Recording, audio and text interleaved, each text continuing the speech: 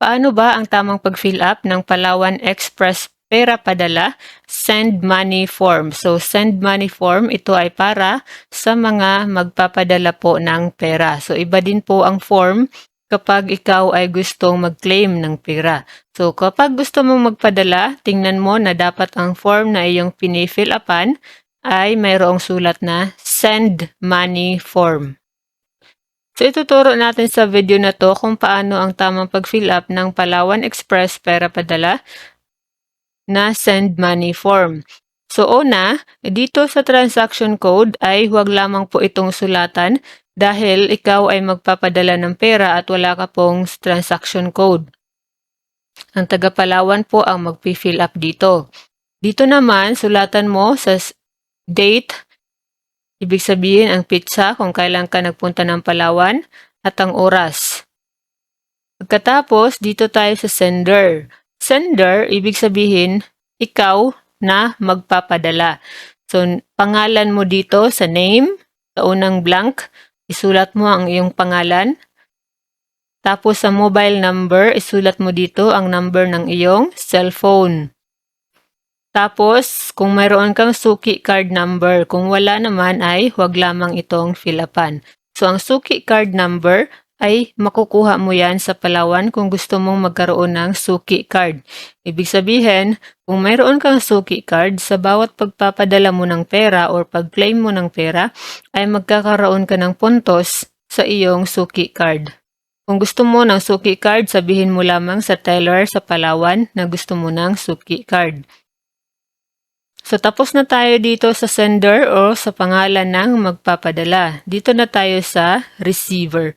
Ang receiver, ibig sabihin, ang pangalan ng tatanggap ng pera or ang pangalan ng iyong papadalhan.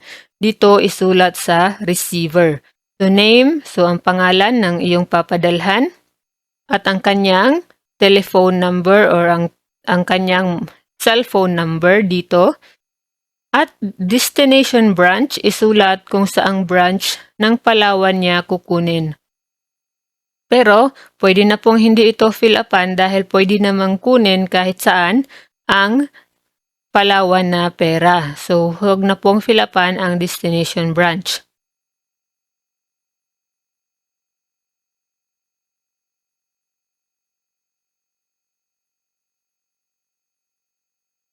Dito na tayo sa amount. Ang amount, iyan ay ang halaga ng pera na iyong ipapadala.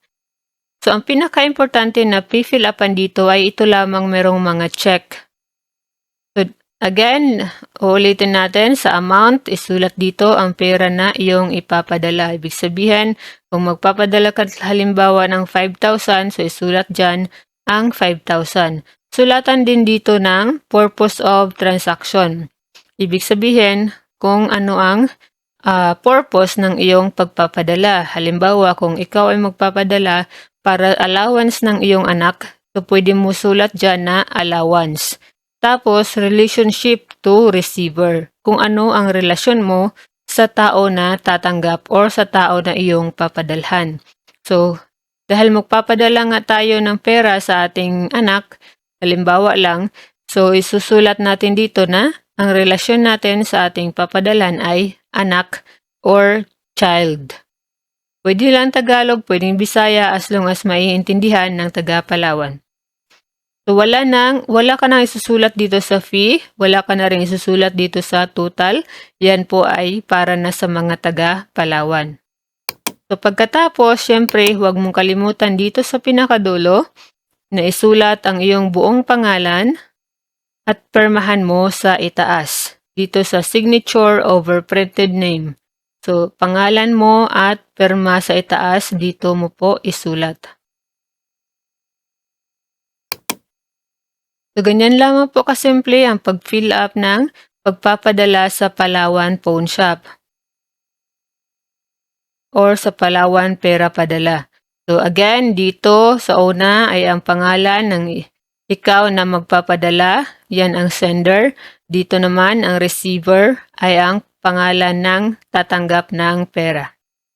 Sana ay nakatulong po sa inyo ang video na to. Huwag kalimutang mag-subscribe dito sa ating YouTube channel para sa mga karagdagang impormasyon na maaaring kakailanganin nyo rin po in the future.